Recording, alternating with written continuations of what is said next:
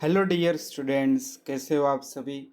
Today in class 11 chapter number 5 state of matters, जिनमें last period में हम कुछ गैस के लॉज के बारे में पढ़े थे, जिनमें बॉयल्स लॉ पढ़ा था।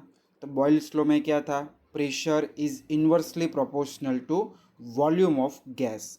फिर सेकंड हमने पढ़ा था चार्ल्स लॉ। चार्ल्स लॉ क्या था, at constant pressure volume of fixed amount of gas is directly proportional to absolute temperature. Today in this lecture we discuss about Gay-Lussac law. आज के ये लेक्चर में हमें क्या पढ़ना है स्टूडेंट्स, Gay-Lussac लॉ। और Gay-Lussac लॉ को हम अनदर नेम से बुलाए तो प्रेशर एंड टेम्परेचर के बीच का रिलेशन है। तो मैंने यहाँ पे लिख दिया प्रेशर टेम्परेचर रिलेशन। तो देखो स्टूडेंट्स, नॉर्मली अगर हम देखें तो जो ऑटोमोबाइल्स के टायर्स होते हैं उनमें जो भी आपने गैस फिलअप किया है वो गैस का प्रेशर ऑलमोस्ट कांस्टेंट रहता है। बट ड्यूरिंग समर डेज में क्या होता है, तो समर डेज में टेम्परेचर ज़्यादा होता है और टेम्परेचर ज़्यादा होने के कारण जो भी ऑटोमोबाइल्स टायर्स है वो ब्रस्ट होने की प्रोबेबिलिटी बढ़ जाती है, यानी फट जाते हैं, क्योंकि टेम्परेचर राइज होने के कारण प्रेशर भी टायर में इंक्रीज होते हैं इसीलिए। और इनका opposite, in a cold morning या इन अ विंटर जो भी प्रेशर है टायर्स में वो डिक्रीज कर जाता है, क्योंकि विंटर में जो टेम्परेचर होता है वो लोअर होता है इसीलिए। तो यहाँ पे हम एक ही बात कह सकते हैं, इनका पहले तो लो लिखें। तो देखो यहाँ पे प्रेशर और टेम्परेचर के बीच लो है, तो हम पहले लिखेंगे eight constant volume pressure of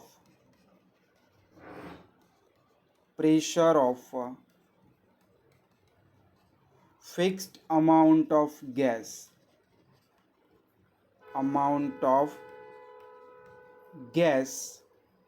directly proportional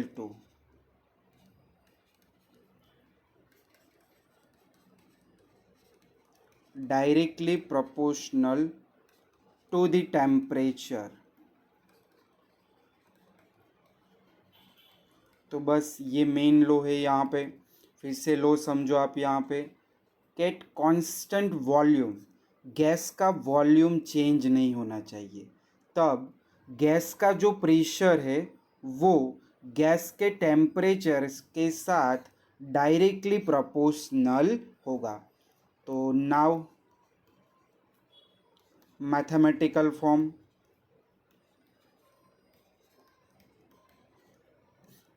तो मैथमेटिकल में हम क्या लिखे हैं यहाँ पे, तो गैस का जो प्रेशर यानी P is directly proportional to temperature, कब, at constant volume of gas.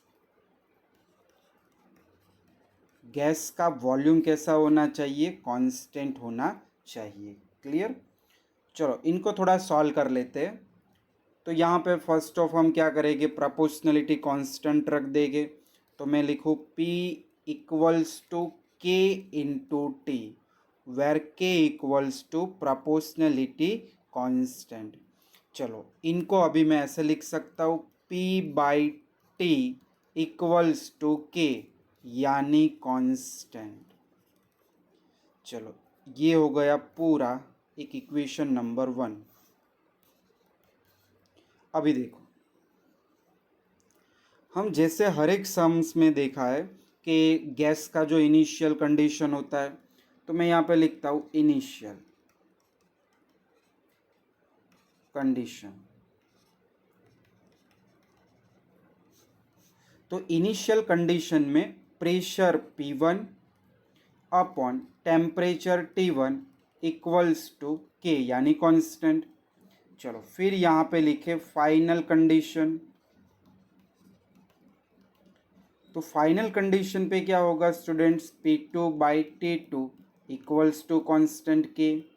अभी हम यहाँ पे ये दोनों कांस्टेंट वैल्यू है, तो दोनों की LHS को हम क्या कर सकते हैं, कंपेयर कर सकते हैं। सो P1/T1 इक्वल्स टू P2/T2। ये जो फार्मूला है इनको याद रखना फॉर दिस सम। न्यूमेरिकल्स के लिए ये वाला MCQ याद रखना। चलो फिर बात आती है ग्राफ कैसे प्लॉट करें। तो फर्स्ट ऑफ यहाँ पे मैं एक बात आपको बता दूँ, ये सारे ग्राफ्स यहाँ पे एट कांस्टेंट वॉल्यूम है। अगर कांस्टेंट वॉल्यूम होगा तो वो सारे ग्राफ को कहेंगे आइसोकोर। तो यहाँ पे लिख सकते हैं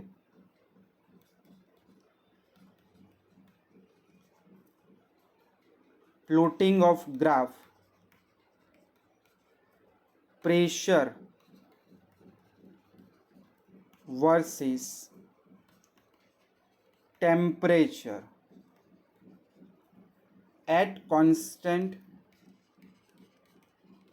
constant volume is known as isochore.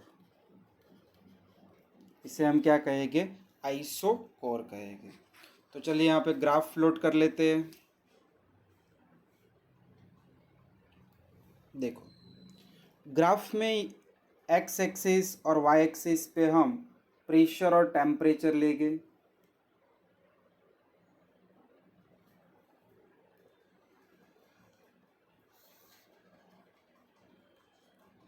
Y x x पे हम यहाँ पे लेते हैं टेम्परेचर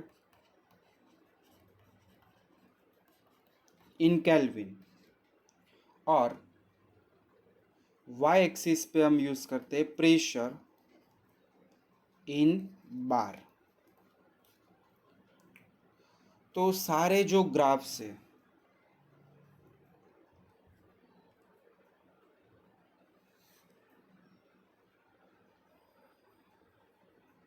ऐसे आपको यहाँ पे मिलेंगे।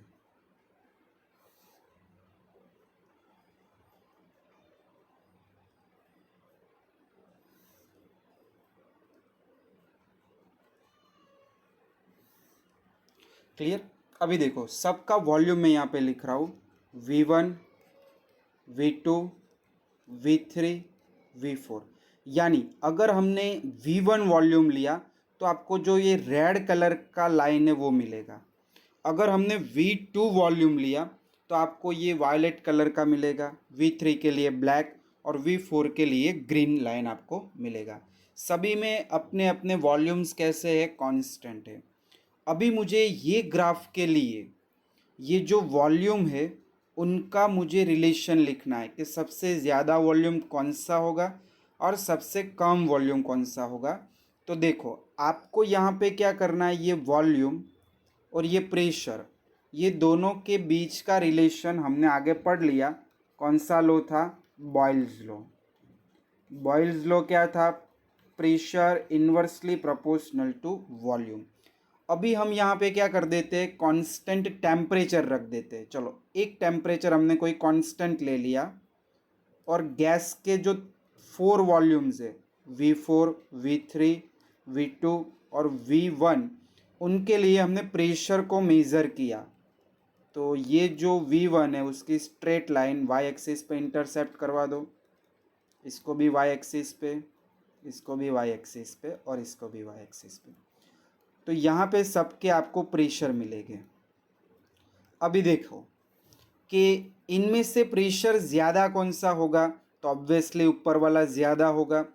तो जो प्रेशर ज़्यादा होगा उनका वॉल्यूम कैसा होगा, कम, क्योंकि बॉयल्स लॉ के अकॉर्डिंग टू प्रेशर और वॉल्यूम कैसे होते हैं, इन्वर्सली प्रोपोर्शनल होते हैं। तो ये 4 वॉल्यूम में से सबसे कम वॉल्यूम कौन सा होगा, V1 होगा। और सबसे ज़्यादा वॉल्यूम कौन सा होगा, जिनका प्रेशर सबसे कम।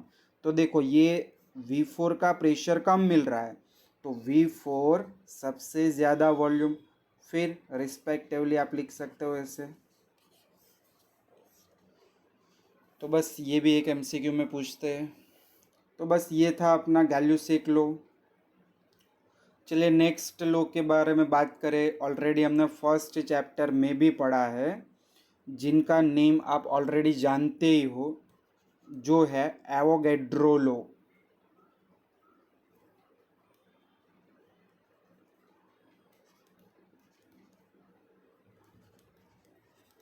एवोगैड्रो लो। देखो एवोगैड्रो लो क्या है, तो एक तो उसमें वॉल्यूम और अमाउंट ऑफ गैस का रिलेशन है। तो यहाँ पे मैं लिख सकता हूँ ऐसे, वॉल्यूम और अमाउंट ऑफ गैस रिलेशन। तो देखो मैंने आपको आगे भी बताया था, अगर टेम्परेचर सेम होगा, प्रेशर सेम होगा, तब इक्वल वॉल्यूम कंटेनिंग गैस, उनमें नंबर ऑफ मॉलिक्यूल्स भी क्या होंगे, सेम ही होंगे। तो यहाँ पे इनका लो पहले लिख देते हैं। तो देखो लो में क्या आएगा, तो equal volume of all gas, equal volume of all gas, आपके पास जितने गैस हो, 2 हो, 3 हो, 4, all gases under the same या equal the same temperature and pressure, same temperature and pressure contain equal number of molecules। देखो ये लो को हम समझे, ये तो हमने स्टेटमेंट बता दिया। अभी यहाँ पे लो समझे, ये 1, ये 2 और ये 3 बीकर है, A, B और C। तीन बीकर को हमने एक ही टेम्परेचर, रूम टेम्परेचर पे ऐसे रख दिया, तो मैंने लिख दिया 298 केल्विन टेम्परेचर। तो तीनों के लिए टेम्परेचर सेम है। अभी इनमें मैं डाल रहा हूँ हाइड्रोजन गैस, इनमें डाल रहा हूँ ऑक्सीजन गैस और इनमें डाल रहा हूँ कार्बन डाइऑक्साइड गैस। तीन गैस को जो प्रेशर है वो मैं 1 बार प्रेशर पे डाल रहा हूँ, 1 बार प्रेशर। तो तीनों के लिए प्रेशर भी कैसा हो गया, इक्वल हो गया। अभी हम तीनों में जो वॉल्यूम है, तीनों में वॉल्यूम, तो यहाँ पे मैं भी 1 लीटर डाल रहा हूँ, इसमें भी 1 लीटर, इसमें भी 1 लीटर। तो तीन में जो number of hydrogen molecules, number of oxygen molecules and number of carbon dioxide molecules, वो कैसे होंगे, तो इक्वल होंगे। क्लियर। तो यही लो है इनका। तो फिर से एक बार, equal volume of all gas under the same conditions, यानी टेम्परेचर एंड प्रेशर सेम होने चाहिए। It contain equal number of molecules. चलो we can write mathematical form. तो यहाँ पे लिखे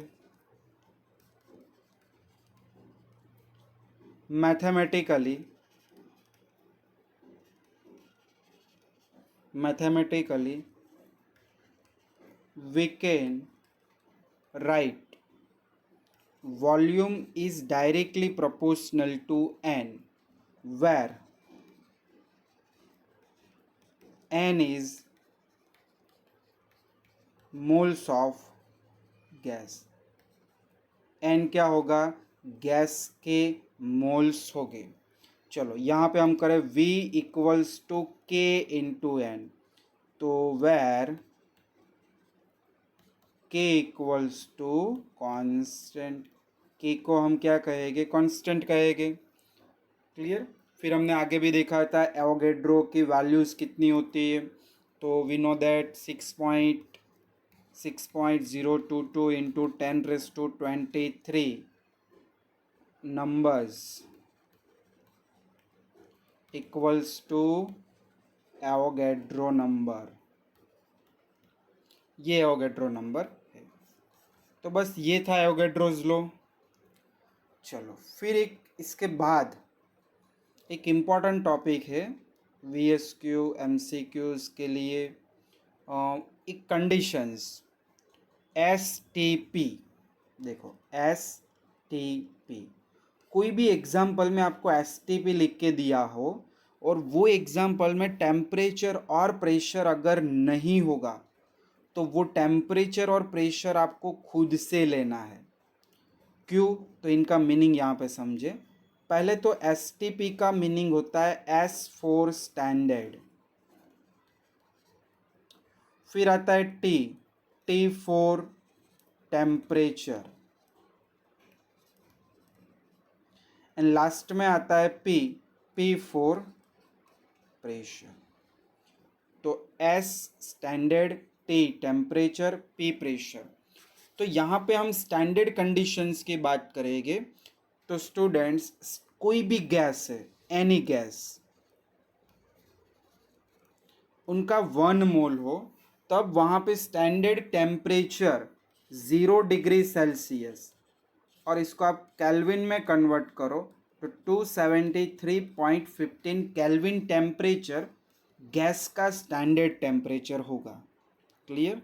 यानी कोई भी एग्जाम्पल में अगर आपको टेम्परेचर गिवन नहीं है और वहाँ पे ब्रैकेट में लिख दिया है एट STP, तब आपको टेम्परेचर कितना लेना है? 273.15 केल्विन। चलो स्टैंडर्ड प्रेशर कौन सा है? तो स्टैंडर्ड प्रेशर में हम लिखते हैं 1 बार, और 1 बार इक्वल्स टू हम 10⁵ पास्कल भी लिख सकते हैं। तो ये स्टैंडर्ड प्रेशर से। क्लियर? और एक चीज़ वॉल्यूम के लिए भी हमने फर्स्ट चैप्टर में बात की थी, at STP volume of 1 mole gas if ideal gas, बराबर, इफ आइडियल गैस, अगर कोई भी आइडियल गैस होगा तो उनका 1 मोल, इनका वॉल्यूम होता है 22.71 लीटर। आइडियल गैस होगा तो इनके लिए होता है 22.71 लीटर। अगर volume of 1 mole gas if real gas, तो रियल गैस के लिए हम कितना लेते हैं? 22.4 लीटर्स। तो ये थी टोटली स्टैंडर्ड कंडीशंस की बात। Standard temperature, standard pressure, standard volume, कोई भी गैस 1 मोल होगा तब कितना होगा, ये भी एक आपको समझ के रखना है। चलो फिर एक यहाँ पे हमें रिलेशन देखना है कि जो डेंसिटी है वो डेंसिटी और मोलर मास के बीच का रिलेशन। तो यहाँ पे पहले तो एक हेडिंग लगा देते हैं, relation between molar mass and density. देखो, मोलर मास और डेंसिटी के बीच का रिलेशन हमें यहाँ पे समझना है। तो फर्स्ट ऑफ अपने पास यहाँ पे एवोगैड्रोज लॉ है, वहाँ से ही स्टार्ट करेंगे जो अभी हमने ऊपर पढ़ा। तो यहाँ पे मैंने लिख दिया अकॉर्डिंग टू एवोगैड्रो लॉ। चलो एवोगैड्रो लॉ क्या था? Volume directly proportional to number of moles. तो मैंने प्रोपोर्शनल निकाल के कांस्टेंट K इंटू N लिख दिया। चलो where N equals to number of moles of gas. चलो N का फॉर्मूला क्या होगा? तो हम जानते हैं moles equals to N equals to होता है mass upon molar mass, mass upon molar mass. यहाँ पे लिख देते मास लिखो या वेट लिखो अपॉन मोलर मास। चलो अब हम क्या करेंगे, ये जो मोल की वैल्यू है ऊपर वाले इक्वेशन में सब्स्टिट्यूट कर रहेंगे। तो देखो सॉल्यूशन आपको मिलेगा V इक्वल्स टू के एज इट इज, फिर यहाँ पे आया m अपॉन m। क्लियर। चलो अभी मैं डेंसिटी के साथ इसको रिलेशन करवा रहा हूँ, तो यहाँ पास में मैं आपको समझा दूँ। Density D equals to formula होता है mass m by volume V। तो आपको मास बाय वॉल्यूम यहाँ पे कुछ फॉर्म करना है। तो हम क्या करें, ये जो मोलर मास है उनको सामने ले जाए और वॉल्यूम को यहाँ नीचे ले ले। तो हमें मिलेगा m equals to K into mass by volume. तो देखो अभी आपको यहाँ पे थोड़ा समझ में आया होगा कि ये हमने ला दिया मास बाय वॉल्यूम।